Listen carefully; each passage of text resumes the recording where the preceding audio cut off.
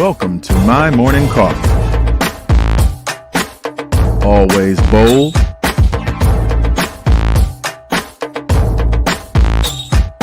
hot,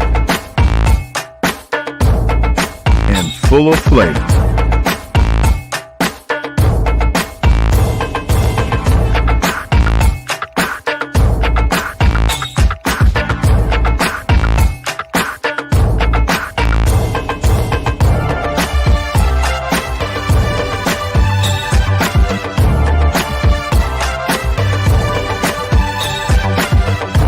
Gia and Tanya are my morning coffee. What's in your cup?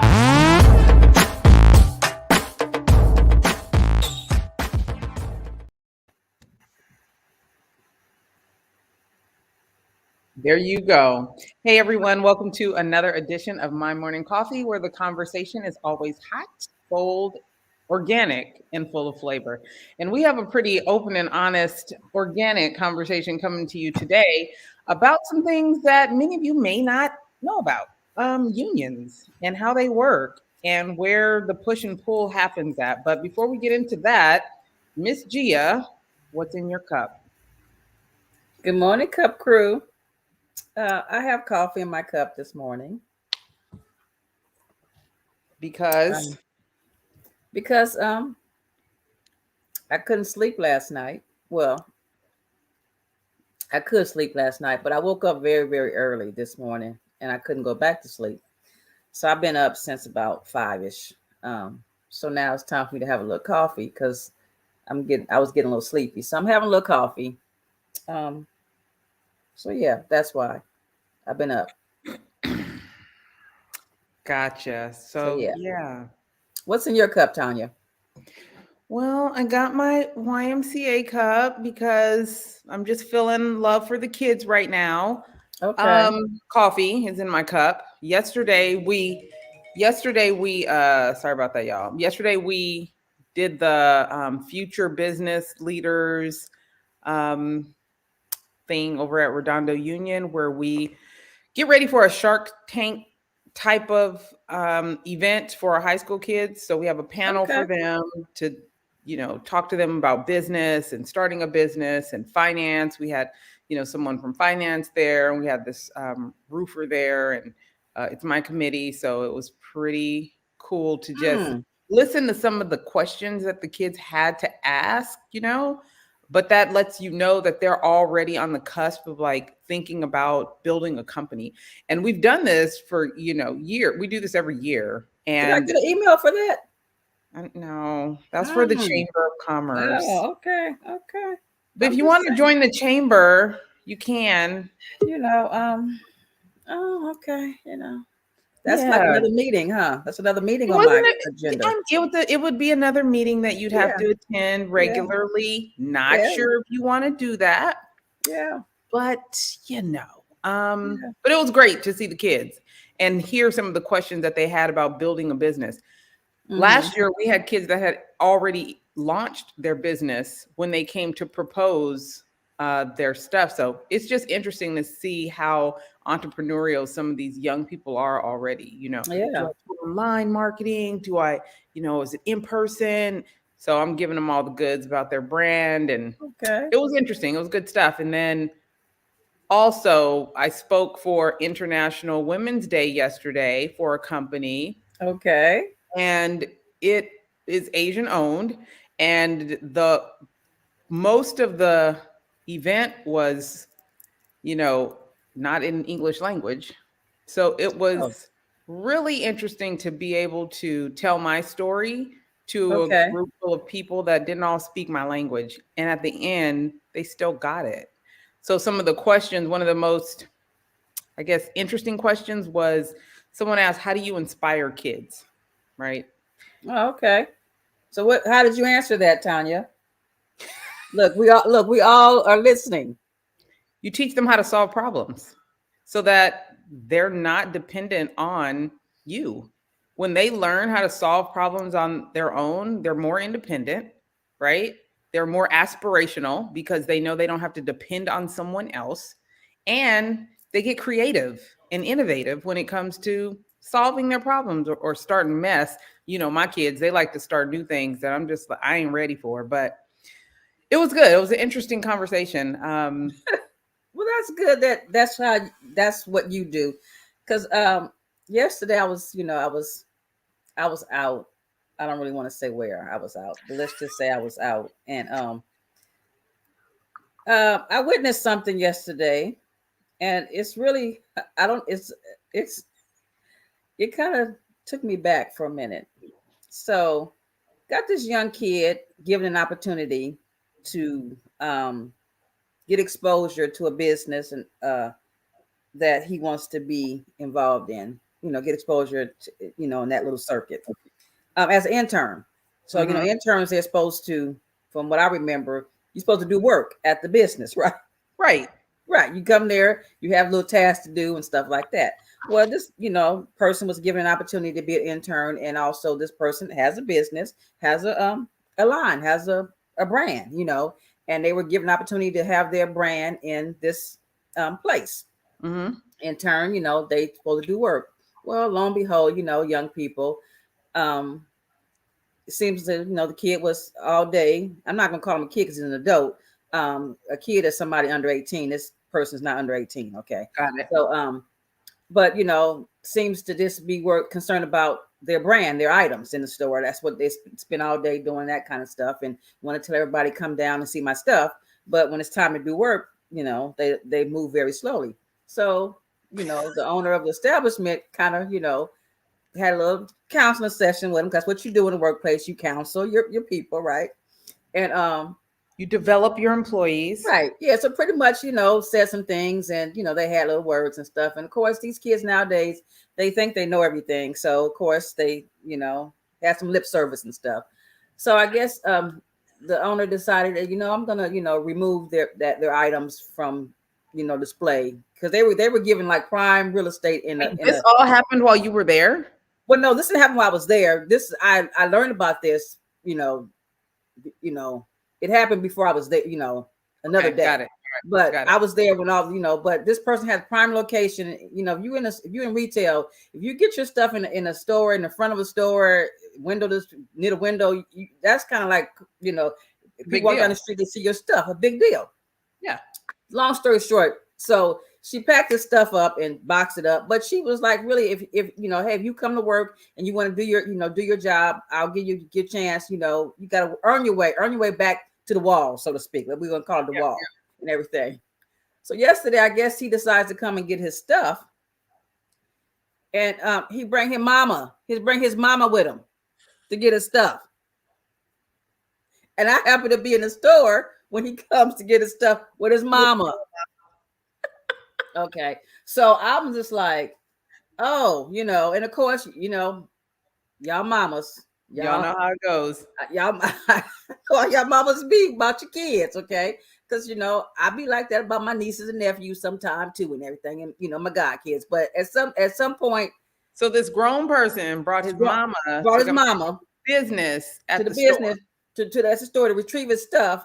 All right. And mama had a little attitude. Well, she's the mama. Okay, but come on, mamas. If your kids are not doing what they need to be doing, because your kids do act different when they're not around you. So I know you probably, y'all think your kids, they're so good, so good. Yeah, they are good, but sometimes they get off. We only know the story that he told her. Well, right, exactly. That's what I'm saying. So we know so I just thought it kind of took me back. I'm like, oh, so he bring his mama with him to get his stuff?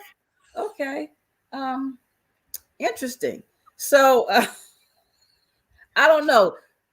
Cup Crew, I need y'all to chime in.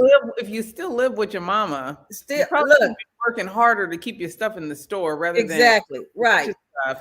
And I guess I'm from old school.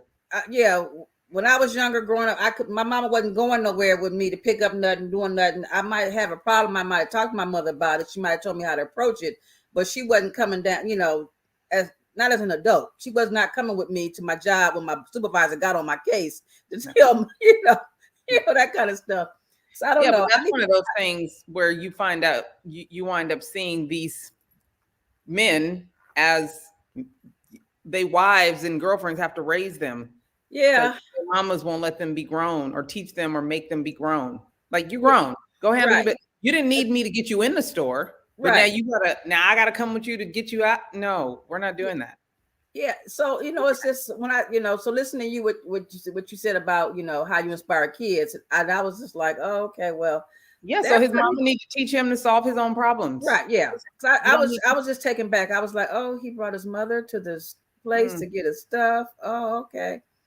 Yeah. Interesting. So yeah, so that was kind of like my day, some of my day yesterday I experienced. And I was like, oh. And now you want to tell us what store so I can go see. No, I'm not gonna tell you what store. I'm just gonna say, y'all teach your kids to be independent, and you might have to drive him to the store. I don't know if he had a car or not, but you don't have to come into the, let him get his stuff. But then all that, if you didn't have a car and you needed your mama, then you probably needed to work a little harder to keep that opportunity to sell your stuff and have it on the wall.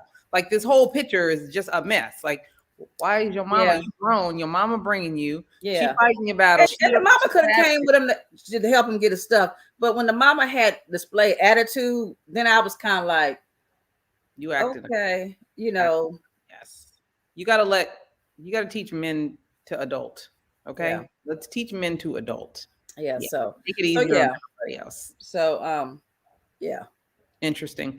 Well, listen, we are about to bring in someone that's very adult. Mr. Brown. He's coming to us from Sacramento, California. There's been some stuff going on down there with the unions, and we are going to bring him in to drop some knowledge and update and a little tea on what is going on. Yes, we need to get the tea for real. Sacramento. Right. So listen, go ahead and let the people know who you are. And I don't know if they told you, but I hope you got your cup. What's in your cup? Well, Tanya and Gia on My Morning Coffee podcast, I don't have any coffee. I just have some regular water. They say water is the backbone of man. I'm not sure. That's what they tell me. But I'll do my very best to keep it with you. But you got regular water. Okay. Yeah, this is regular water. This is some fancy water, they call it. Now, it's not good well water from the country. Okay. You know what I'm saying? All right. But it's regular water. So, it ain't that stuff that got all that other stuff in it. It's regular water. Okay, I got you. I don't know. They'll sell you anything now. I don't know. But listen, ladies, I want to thank you for having me come on. And I'm not sure if everyone knows I'm the Local 1000 president, SEIU Local 1000, the largest public sector union in the state of California. It's a pleasure to be on your show, your podcast this morning. Yes, I'm going through a great deal of adversity since they elected me. And I took office on June 30th. When you're taking hours to be, when you're wreaking havoc on the status quo, well, people are not going to respond to that very well. And the voters voted, and it's unfortunate how there's a certain percentage of membership in Local 1000 that cannot accept my election victory. And it's just as simple as that.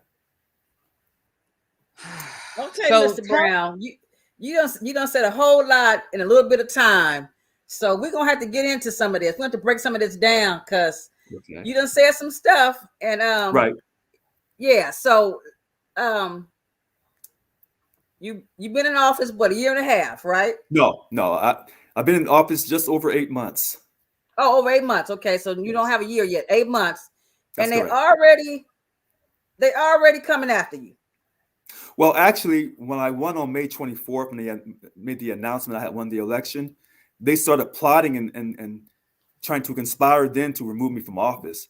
So someone made a false allegation and called the cops to my house on May 25th at 5 o'clock in the morning. But luckily for me, the police, the Sacramento Police Department, they did not stereotype me, praise God, through Jesus Christ. They did not stereotype me off the false allegation that there was a woman in my house screaming at my residence. But I lived to tell about it. And I'm fortunate because, many of us. Mr. Brown, Mr. Brown, we ain't going to go there because, I got 31 years. LA County Sheriff's Department, and it's a lot of good officers out there. And we come to everybody's house. We come to figure out what's wrong and diffuse the situation and handle business. So it don't make it seem like we Right. come in, and every time we come, something bad is happening Right. at your house and some stuff. No, that's not the case. We're not here for that right now. We're here to talk Right. about you and Right. the union and what's Well, going on with you right. with Can the we union. start? Can we start here? Explain to people that don't really Right. understand unions. What are unions for? And if they are for something good, why Mhm. do people fight against them? So break Well, that you know down what? for the viewers I- for me. I'm going to break that down. I'm going to go back to what Gia said about there's a lot of good police out there. I'm glad that she said that. I really am. Because there's a lot of good unions out there, but the perception is unions are no good. So unions sometimes carry that same negative perception as the police. I'm so glad she said that. And so what a union does is they ensure you have quality wages, hopefully substantial wages for a specified period of time, along with a safe workplace absent of bad behaving, egotistical supervisors and management. That's what a union is for. And somehow our country has forgotten how the unions in this country created the middle class. Okay. God. So why would and who would fight against unions? So when we hear about the good that unions are built to do, who are the contenders? Who is against unions?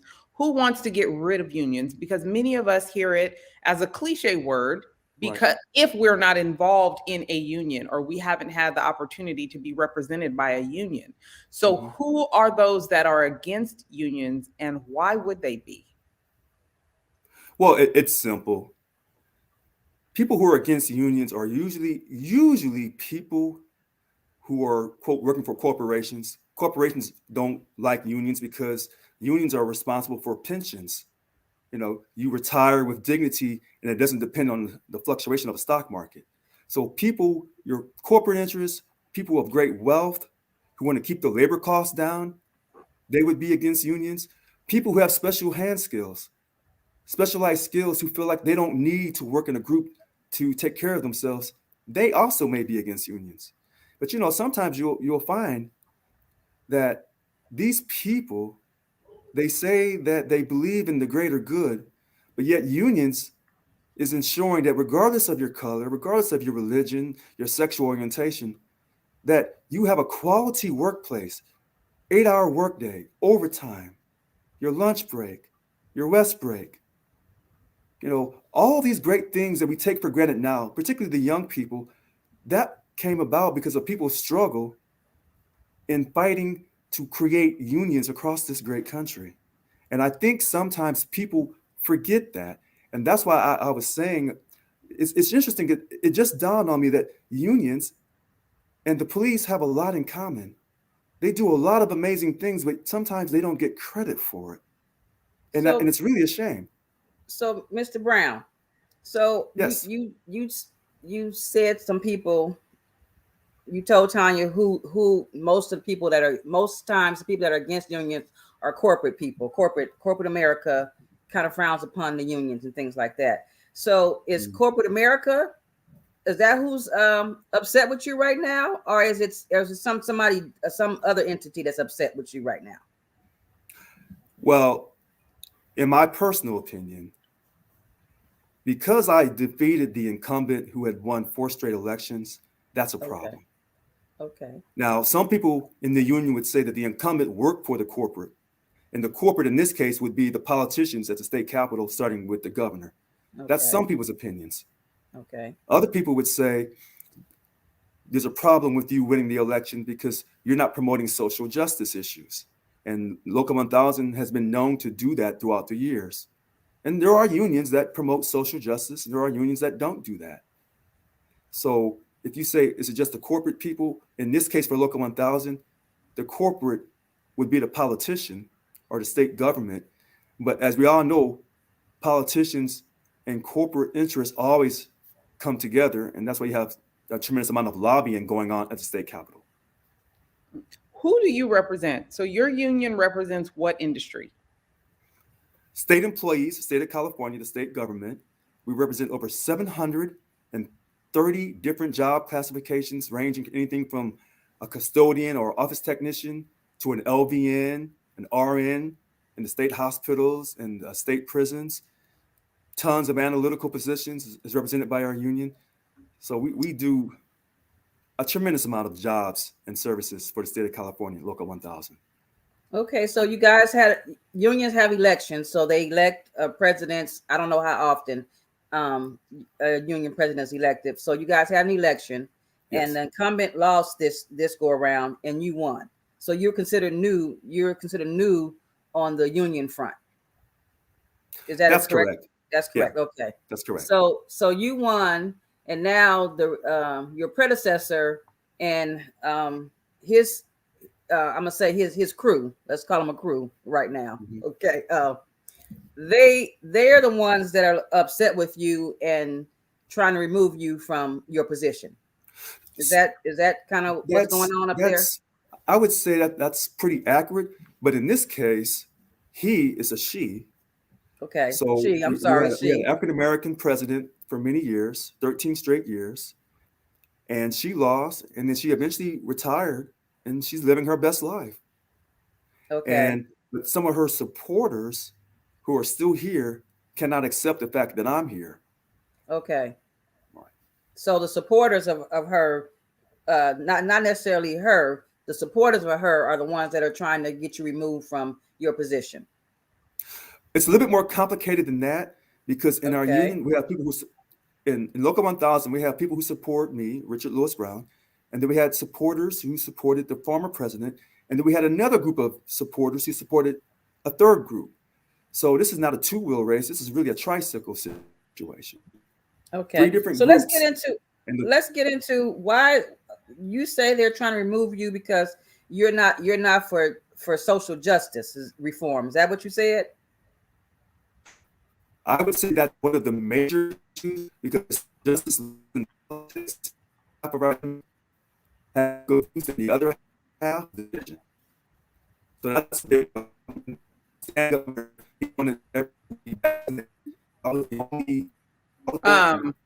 You're breaking up. You're breaking up. I'm sorry, can you hear me now? Yes. Yeah. Go ahead and say that again. Okay, I'm so sorry. So, I'm against social justice issues. And then again, when I was elected, I was outspoken about making everyone get vaccinated. I said that I don't think that's right. So that was a major issue as well. And then I was fighting for jobs at a prison closure that they're trying to close a prison up in Lansing County. And so that has caused people to say, no, we want the prisons to close. And I said, we're under a union contract. We have people represented by Local 1000 that work at prisons, particularly the one they're trying to close in Lansing County. We don't want anyone under a signed contract to lose their job. So by them closing, for example, by them closing the prison, that means those people would lose their jobs. They wouldn't be reassigned to another prison. There's a possibility that they could be reassigned to the neighboring prison. And then we learned a few days ago, they're trying to close that prison as well. So there's no guarantee that if your prison closes, that you're guaranteed reemployment somewhere else. And then the other problem is with this particular prison in Lansing County, if you close the prison, you're going to destroy that community. Okay. So since you were against closing the prison, those people became your supporters because you were fighting for them to remain at that prison and keep their job, so to speak. Correct? I hope so. Okay. Yeah, they weren't support. Okay, so now you got a group of people who are against that and against you, so they're coming after you. You're saying, right? They're trying to remove you from your position. Right. There's two other groups, including the supporters of the former president, who are trying to remove me. That's correct. Okay, so let's get into what are their grounds to remove you? That's what we're trying to let the people. That's what I'm sure the people want to know, right, who don't know. What are they doing or saying or alleging that you have done or to make you for grounds for removal? Well, the social justice is grounds for removal because that's the way it's always been. They don't like the fact that I'm fighting to keep the jobs in Lansing County. That to them, that's grounds for removal. They say that I haven't had the board meetings, which I have had board meetings, but they don't like how I run the board meetings. They don't like the fact that I gave staff time off during the holidays. even though the staff hadn't had a pay increase since 2006 under my leadership. They got a 14% pay increase over 3 years, and they were given the new federal holiday, Juneteenth. So a lot of these things that I have done, they look at as being controversial because that's not the status quo from the past. Okay, when you say the staff, you're talking about the local, the Union 1000 staff. Is that what you're talking about? That is correct. Gave them to That the is holiday off, absolutely not all the state and California employees. You're talking about the staff that work in your for the union.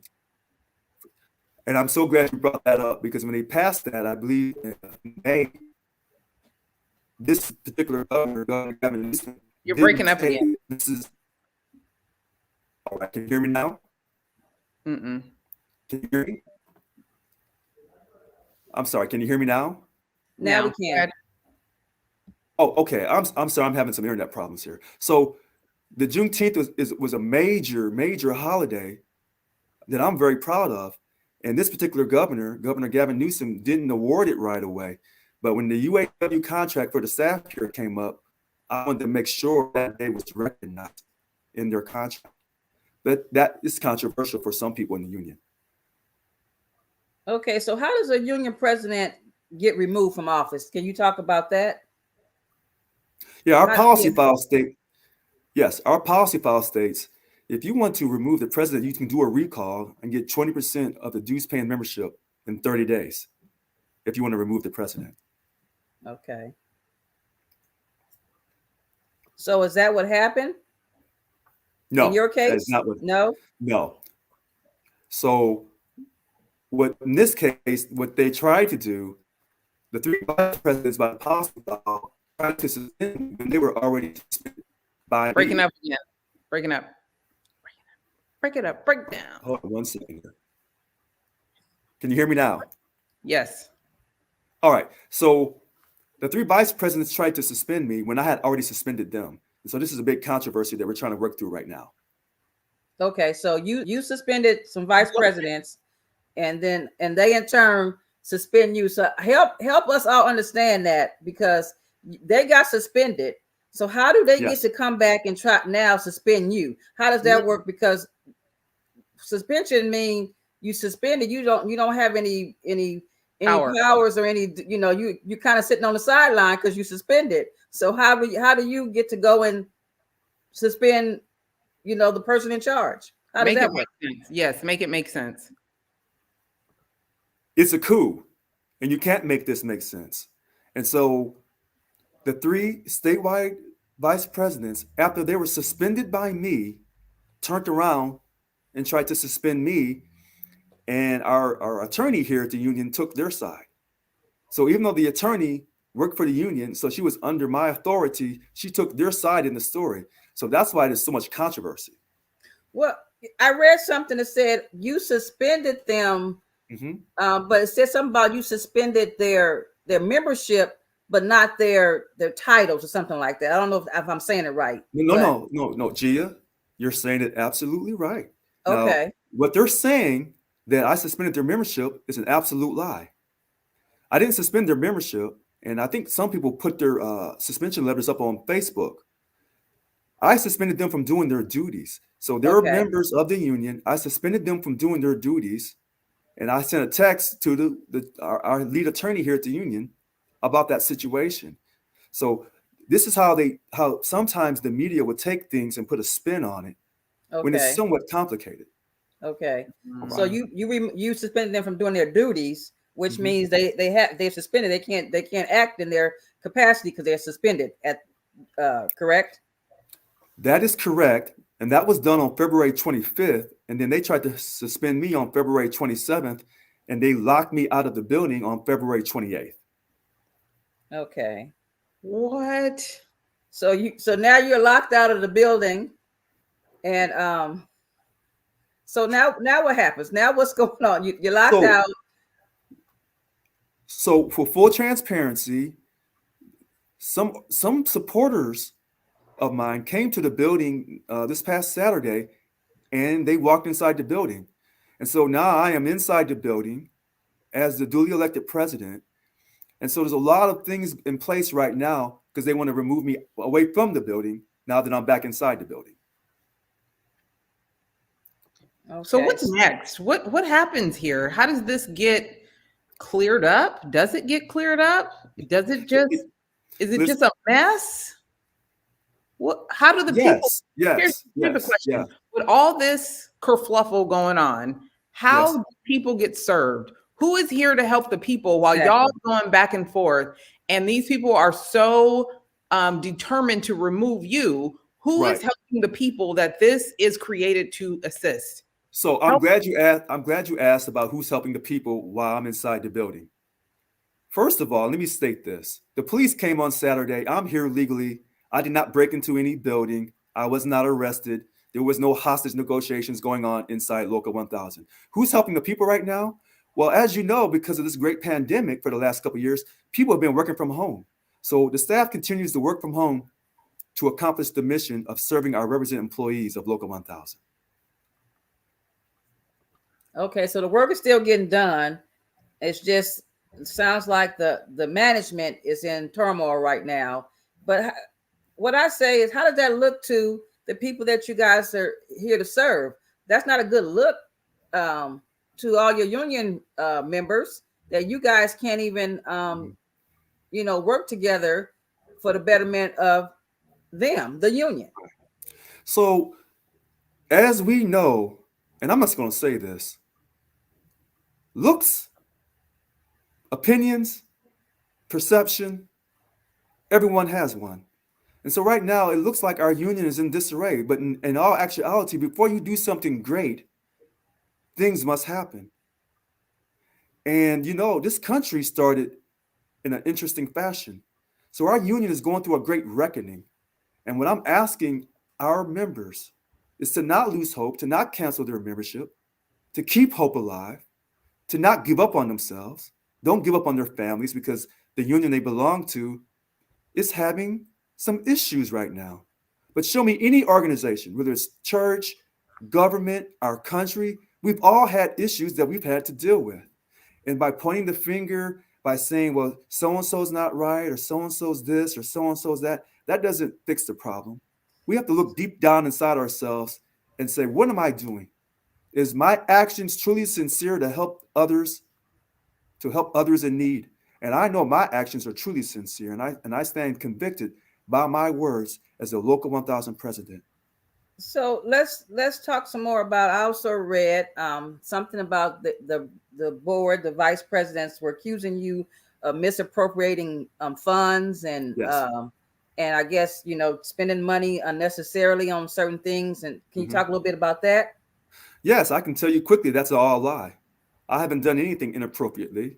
And one of the vice presidents, secretary treasurer, he's on the budget committee that I sat with. I still sit with. And he knows where I spent the money, and he never had a problem before.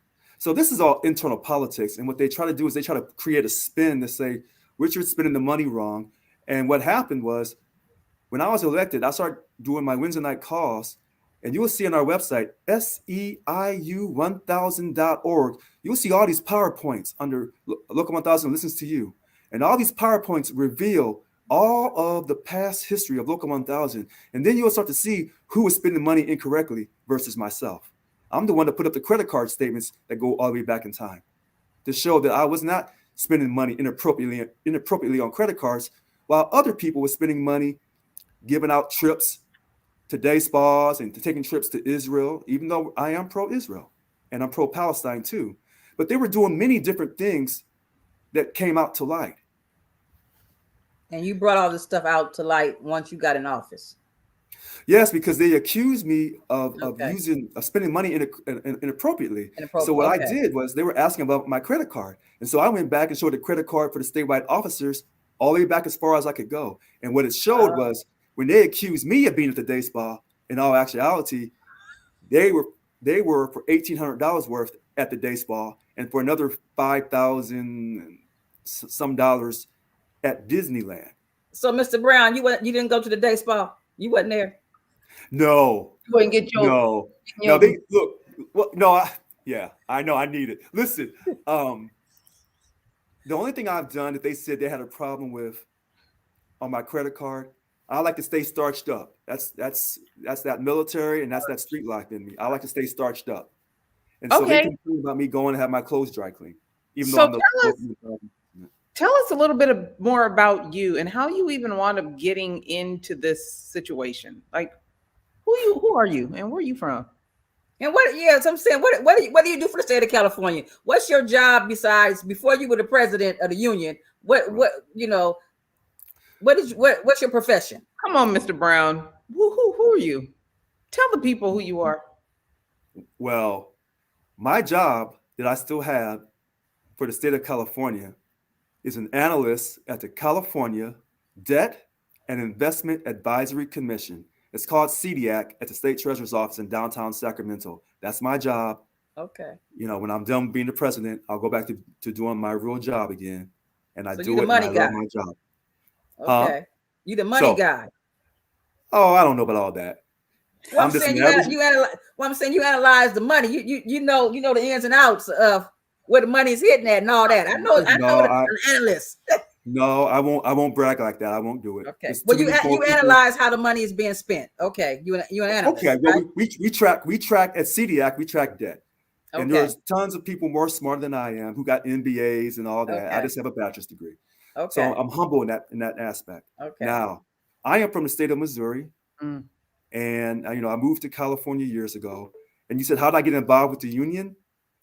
On my first day of state employment, June 8th, 2009, San Jose at the EDD, Employment Development Department, Unemployment Call Center, I had a training class, and one of the ladies in the class asked me to go to a union event because they were giving free food, and I was so hungry. So I went to the union event. No, it was 2009. We're losing 3 days. Okay, you asked. I'm not bashful, so I was hungry. Okay, we were losing 3 days of pay starting in the month of July of 2009 because of the furlough fiasco. So I went to the union event, had some free pizza, and I became a job steward in August of 2010 after getting 25 signatures from my work comrades in the building. And then I got a promotion to come back to Sacramento at the state treasurer's office at CDAC. And then I became outspoken in 2012 when Governor Jerry Brown tried to take another day of pay from us. That was the 2012 PLP, a voluntary day of pay loss. And so I became outspoken, and I said I was going to run for president. No one thought I would. And no one definitely thought I would ever win. And so here I am 9 years later. Okay. And, I give all the praise to God, to Jesus Christ, because I was given a dream that I would win the election. So your road to the presidency started off with a slice of pizza that the union gave.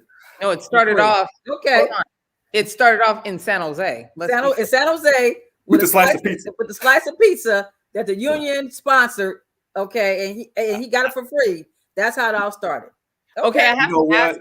I've never had someone lay me out like that before, but yes, that's how it started. Yes. Okay. Yes. Okay.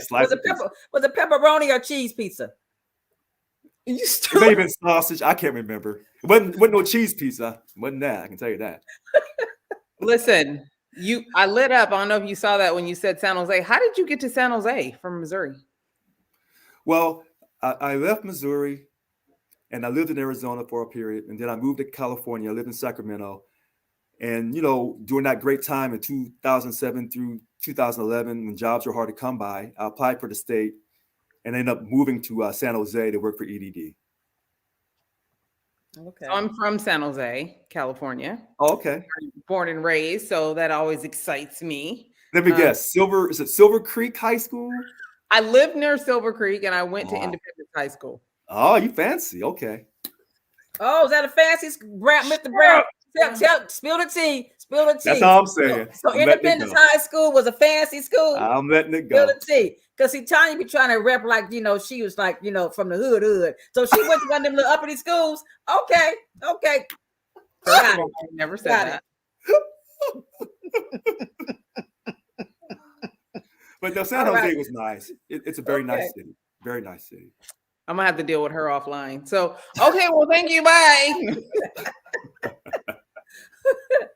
Okay. Okay. But I appreciate you sharing your journey. Go ahead, Gia. So, Mr. Brown, where does all this end? When is it going to end, and how does it end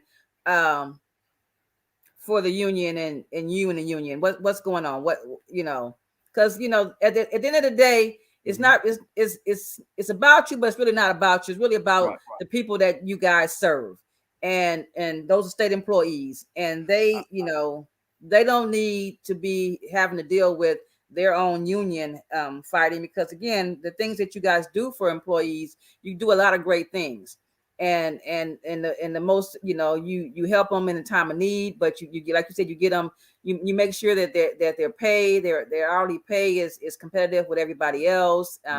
You fight for a lot of things, and if you guys are fighting amongst yourselves, how are you going to really be able to fight for the employees when it comes down to it? Because everybody's looking, with COVID happening and pandemic, people are losing jobs. Some of the spouses probably could have lost jobs and things like that. So these people need their jobs, and they need their raises. So how do you see this ending? Well, if it was left up to me, we would work things out. And it's a shame that there's a small group of people in our union who can't accept me. The long-term answer is there's a good possibility that we'll end up in court. Okay. And sometimes when people can't get along, you have to go to court, and then hopefully the judge or the jury can render a decision. Okay. I don't want to go to court, but it sounds like that's where it's going, though. That's from what I can. Oh, sure. Yeah. Because they're dug in on their beliefs that they have to remove me. And I've said many things in the past. When you're outspoken and you're willing to fight the status quo, and you're not afraid to take the criticism and the punishment that they're going to put on you for going against the status quo and going against the powers to be, then you have a price to pay. Yeah. And so obviously God feels like this is the price that I'm going to pay. And so therefore I have to accept his will.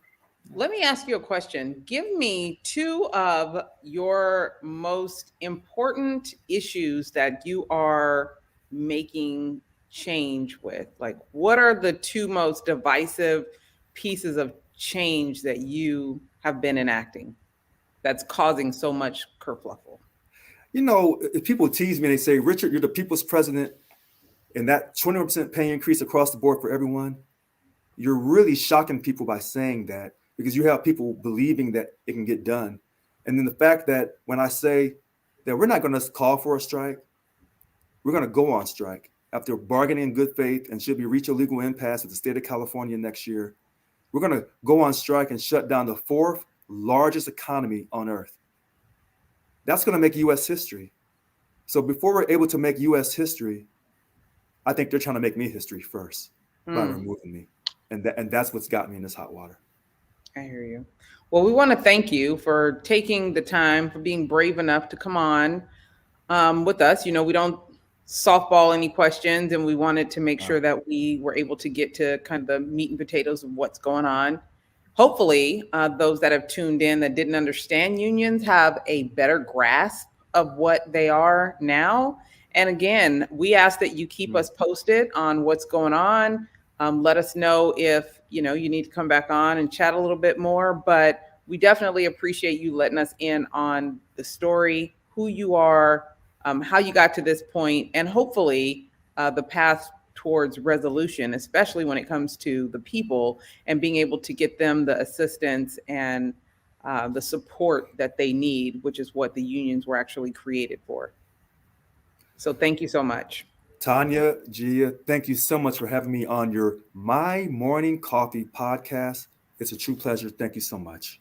And let the people know if they want to get in touch with you, or if they have questions, or if they want to support you, how they should go about doing that. I've been taking donations to raise money for attorney fees because they've cut off my access to the union. And so they can reach me at, I don't know how I should give out my phone number. They can contact me on Facebook at RL Brown. Oh, I'm open book. People call me all the time. So they can contact me at RL Brown on Facebook, or they can email me at richard.brown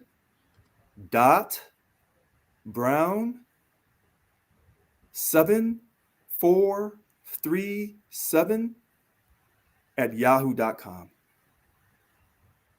All right. Well, we're going to go ahead and post that up. And if you guys want to get in touch with him, feel free to do such. We wish you well.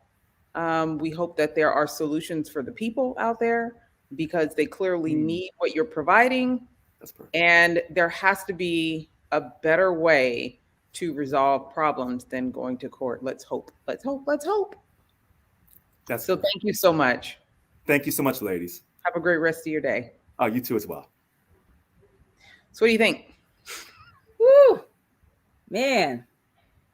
I don't know what's going on with this union, but they need to get it. They need to work it on out because again, it's really, I think that everybody involved has lost sight of the big picture, and the big picture is the membership, the members of the that local union, and you know, they need to be represented and not having to deal, like I said, deal with all this internal fighting and stuff. But we'll see. Let's stay tuned and see how they resolve this, because I'm sure there's you know, everybody, you know, there's always many sides to a story, and again, you know, we got Mr. Brown's side. We don't know the other people involved, their side, but I don't know. Sounds like it's a mess up there in Sacramento, or is that where they're at in Sacramento? Or yeah. You know, we got some messy mess going on here in Redondo Beach. So yeah, so there's been some court filings. There's been some suing of some people, and you know what? At the end of the day, the people did not win. Like that's what I'm saying.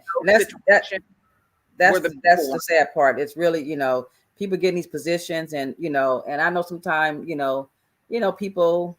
Everybody has, like you said, everybody has an opinion, and it's always going to be another. There's two sides to every story, and then there's the middle, I guess they say, or something like that. But at the end of the day, it's about the people, and that's my thing. It's like, you know, the people don't deserve this. These are hardworking men and women, and you know, holding up their end of the bargain. They're going to work, doing their jobs and stuff like that. So they don't need to be dealing with their union fighting and stuff. It would make sense to me if someone won an election, for those that did not want that person to win, to start working on the next campaign.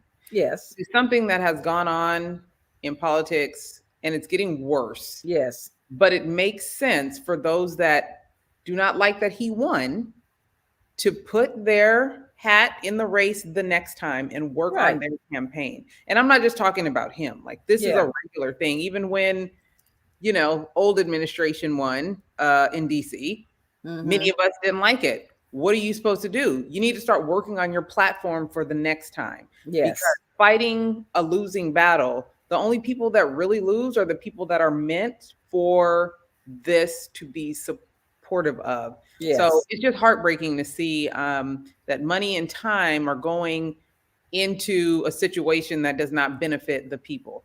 Right. And, you know, it's sad, but hopefully we shed some light on it. And, you know, if you guys want to be a guest, let us know, because we'd love to hear. We like hearing the story. Like, what's the story? And yes, clearly she got to go. So I guess we done here. No, whatever. No, it's important though. Being able to tell your story, being able to let people know how you're feeling. I think that's the other thing, is like, how are you feeling about this? And if you went into an election with malice, or if you went into an election with the intent to really help people, all of those things matter.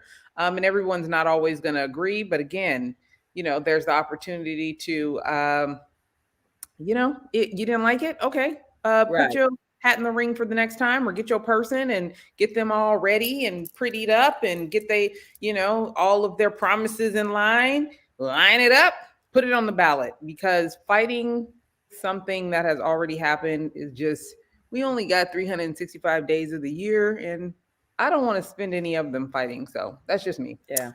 What about you? What's next for you? Oh, this coming Saturday, I'll be at the Nothing But Black Flea Market, you know, doing my vending thing. The second and fourth Saturday of the month, I'm always there. Y'all come check me out. I got some new merch. So come get some stuff. supposed to be a beautiful weekend. So, let's get out and support these local small businesses that are out there doing their thing also. And that's really about it for me, Tanya. What about you?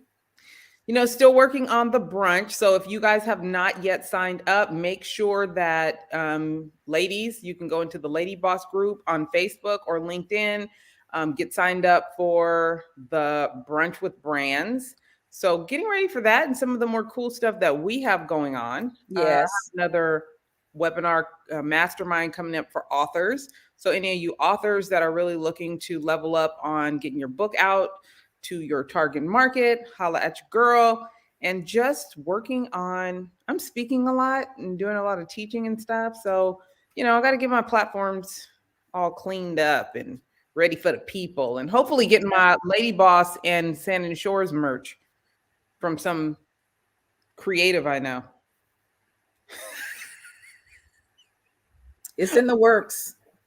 It's in the works. You see, I got my little...